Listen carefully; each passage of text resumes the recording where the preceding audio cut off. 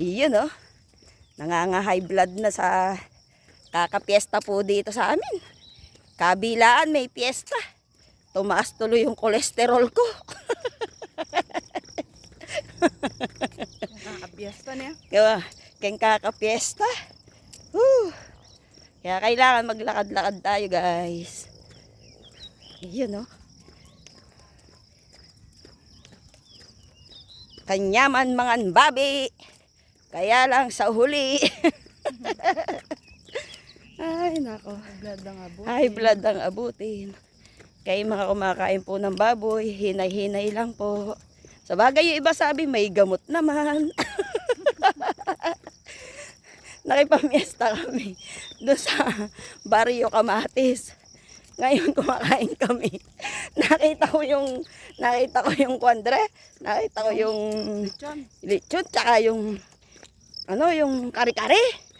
Gawa ay yung may pata, saka ba mo bagok na mo. Sasandok ko mo. Haro ako, yung kolesterol ko. Tsaka yung high blood ko. Bandang taloy. Manok namin kinuha ko. Tapos sabi nung kumakain, narinig ako. Ba, anya, pwede naman yan eh. May gamot naman.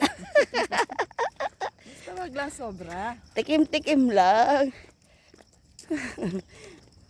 Shoot ka ako. Meron pa muna kapilang piyesta ka mo. Pamiesta na ka na naman. Pamiesta ako na naman sana. O, yan mo.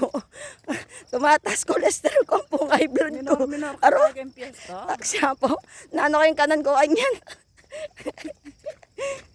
Bandang taloy mo.